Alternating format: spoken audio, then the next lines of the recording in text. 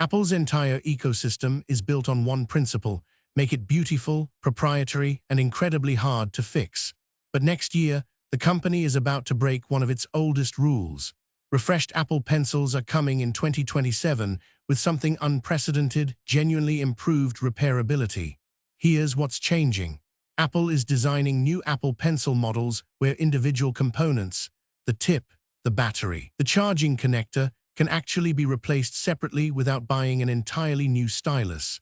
This sounds obvious, but it's revolutionary for Apple. For decades, Apple has made sure that fixing anything means paying Apple. Screen broken, that's $400. Pencil tip worn down, buy a new $100 pencil. The entire device goes to the recycling bin because one part failed. Think of it like the difference between a disposable razor and a safety razor where you just swap the blade. Same function, completely different relationship with the product. Except Apple has never offered the safety razor approach, until now. This matters because Apple has been the target of the right to repair movement for years. Activists, policymakers, and frustrated users have pushed back harder each year. For the first time, Apple is actually listening. And here's where it gets interesting. This could be just the beginning of something much bigger. To understand why this is significant, you need to see how wasteful the current system is. An Apple Pencil costs $120 to $170 depending on the model.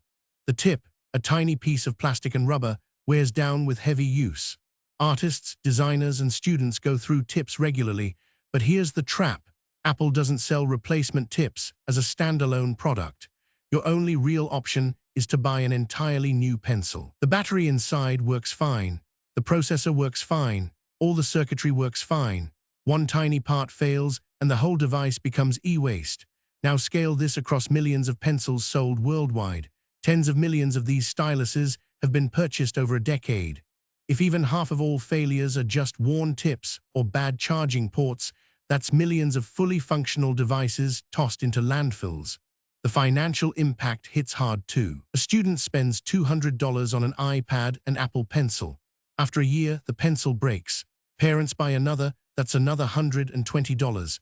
By graduation, that families spent $400 or $500 on pencils alone.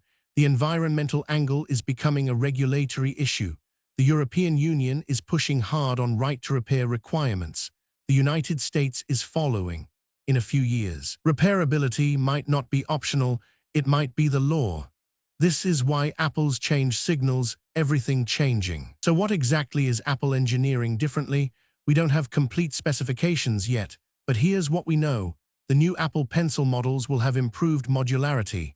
That means components are designed to come apart more easily, and parts you'd typically replace, the tip, battery, charging assembly, will be available as separate purchases. This sounds straightforward, but it's actually harder engineering than it seems. Building something modular and easy to disassemble requires way more careful design than gluing everything together permanently. Apple has to make sure components fit together perfectly, still feel premium, and still function reliably. A replacement tip has to be perfectly calibrated to the stylus's pressure sensors and palm rejection software. Get one tolerance wrong, and the whole pencil feels off to an artist. The battery swap requires sophisticated power management, so the system still works correctly after a battery is replaced. This is more complex than the sealed design, not less. Engadget's reporting suggests these new models will arrive sometime in 2027. The timeline is vague, but the direction is crystal clear. Apple has committed to the idea. This isn't a one-pencil experiment, it's a strategic change. From a technical perspective, Apple already has the expertise to do this. The company makes thousands of product variations. Modularity is solvable. What matters is that Apple finally decided it was worth solving. But this creates a whole new problem for the company's business model. Let's get concrete about what this actually means for you. Imagine you're a student taking digital notes on an iPad. You use the Apple Pencil every single day, writing, sketching, highlighting. After 6 months of heavy use, the tip is worn smooth. Right now, your options are brutal. Buy a new pencil for $120 or accept using a worn-out pencil that doesn't feel right and misses strokes. There's no middle ground. With the new pencil, option 2 becomes real. You order a replacement tip for maybe $10 or $15. It arrives in 2 days, You swap it in 30 seconds. Your pencil works like new again. Total cost, $15 instead of $120. Or consider a different scenario. You're a professional designer. Your Apple Pencil battery is degrading slowly. It used to last 2 weeks. Now it's down to 4 days. You're frustrated because you can't fix this yourself. You either buy a new pencil or send the old one to Apple for expensive, slow repairs. With the new design, you order a replacement battery module for maybe $30 or $40, and 30 minutes later your pencil is running perfectly again. You've kept a device you love. These scenarios seem small individually, but scale them up. If even half of Apple Pencil owners replace components instead of buying new devices, the pencil's lifespan jumps from 2 years to 5 or 6 years. That changes the entire economics of the product category. Here's the interesting tension. Apple is moving toward repairability, while most tech companies are moving the opposite direction. Let's compare the Apple Pencil to competitors. Wacom, which makes professional drawing tablets and styluses, has been offering replaceable parts for years. Wacom nibs swap easily. Batteries are user-replaceable in many models. You can buy a replacement stylus without losing your whole device investment. Samsung's S Pen follows a similar approach. Components are designed to be replaced without replacing the entire product. Both these companies figured out years ago that modularity builds customer loyalty. But then you look at newer styluses, Microsoft Slim Pen, many third-party options. They're following Apple's old model: sealed units, no user-serviceable parts inside, buy new when something fails. Apple's move puts it back in line with Wacom's philosophy rather than the throwaway design competitors prefer. That's a significant repositioning. From a manufacturing perspective, sealed design is actually cheaper and simpler initially. Modularity adds complexity, production cost, and testing requirements. But Apple's betting that long-term customer satisfaction and loyalty outweigh that extra upfront cost. The financial comparison over time is stark. A Wacom stylus might cost $150 upfront, but you own it for 5 or 6 years, swapping parts as needed. An old-style Apple Pencil at $120 might get replaced every 2 years due to wear and tear. If Apple is making the Apple Pencil easier to repair, the obvious question is, does this mean the iPad, iPhone, and Mac are next? Honestly, it's unlikely to happen overnight, but the precedent matters enormously. Right now, Apple controls almost every aspect of device repair. Your iPhone battery dies after 2 years. You can't just buy a battery and install it yourself. You go to Apple, wait in line, pay Apple's price. Apple's service division is massively profitable because of this model. The company generates tens of billions of dollars annually from repair and service work. Shifting to user-replaceable parts would disrupt that revenue stream. That's why change has been so slow. But here's the flip side. Customers who can fix their phones stay loyal longer. Someone whose phone lasts 6 years instead of 3 doesn't feel constantly squeezed for money. The regulatory angle is also becoming impossible to ignore. The European Union is pushing hard on right-to-repair requirements. The United States is following slowly but steadily. In 5 years, repairability might not be optional, it might be required by law. Apple is getting ahead of this curve. The Apple Pencil is a lower-risk product to experiment with than the iPhone.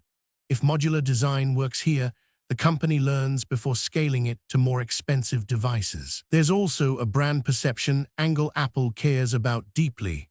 The company wants to be seen as environmental and sustainable. If you own a current Apple Pencil and want to get the longest life possible before the new models arrive, here's what you need to know. First, replacement tips are available now, though Apple makes them hard to find. They cost about $10 to $15. If your pencil tip is worn, contact Apple support and specifically ask about replacement tips for your model. Some Apple stores will do the swap for you if you ask directly. It's absolutely worth $15 instead of buying a new pencil. Second, protect the charging connector because most failures that aren't tip-related are charging issues. The magnetic connector wears out if you're not careful. Keep the pencil clean around the connector, avoid bending it or forcing it onto the charging pad, and don't leave it in hot environments.